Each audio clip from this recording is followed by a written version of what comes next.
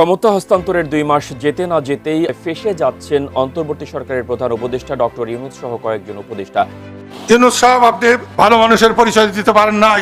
শেখ হাসিনা বলতো আপনাকে সুদখোর, আমি ভাবতাম যে অন্যায় করছেন। আজকে বলছি যে উনি ঠিক বলেছে।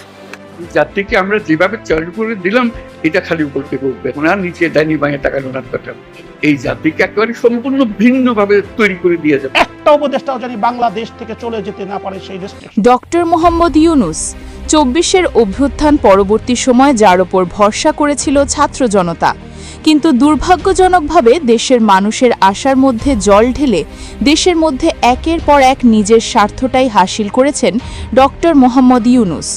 শান্তিতে নোবেল জয়ী পাওয়া ব্যক্তিত্বের দীর্ঘ 18 মাস দেশকে শান্তির বদলে দেশকে আরও অশান্ত করে এক অন্ধকার পথে দেশকে আরও ঠেলে দিয়েছেন। তার শাসনামলে মানুষ শুধু দেখেছে মধ্যযুগীয় বর্বরতা, মুক্তিযোদ্ধাদের অপমান অপদস্থ, তাদের গলায় জুতার মালা, বঙ্গবন্ধুর স্মৃতিচিহ্ন ধানমন্ডি 32 ভাঙচুর। কি ঘটেনি তার শাসনামলে?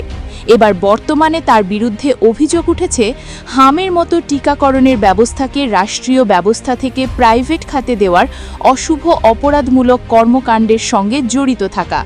সেসব কারণেই ডক্টর ইউনূস সহ সব উপদেষ্টার দেশত্যাগের নিষেধাজ্ঞা দিতে সুপ্রিম কোর্টের আশরাফুল ইসলাম নামের এক আইনজীবী সরকারি সংশ্লিষ্টদের প্রতি এই লিগ্যাল নোটিশ পাঠান। একটা উপদেষ্টাও জানি বাংলাদেশ থেকে চলে যেতে না পারে সেই রেস্ট্রিকশন চেয়েছে। বাংলাদেশে ইউনিস ম্যাজিক হচ্ছে তার হামের টিকা প্রোভাইড না করা, টিকার ব্যবস্থা না করা, শিশু 6 মাস থেকে আরম্ভ করে 5 বছর শিশু থেকে মৃত্যুর মুখে পতিত করা, যেসব শিশুরা আছে তাদের চিৎকার হচ্ছে ওনার ম্যাজিক।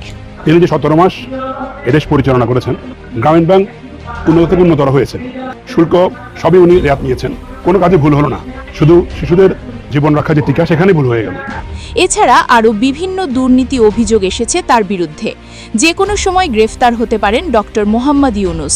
তাই প্রিয় ভিউয়ার্স, বর্তমানে ডক্টর মোহাম্মদ ইউনূসের বিরুদ্ধে যেসব বড় বড় অভিযোগ এসেছে, আদৌ কি তার বিরুদ্ধে ব্যবস্থা নেওয়া হবে বলে কি আপনার মনে হয়?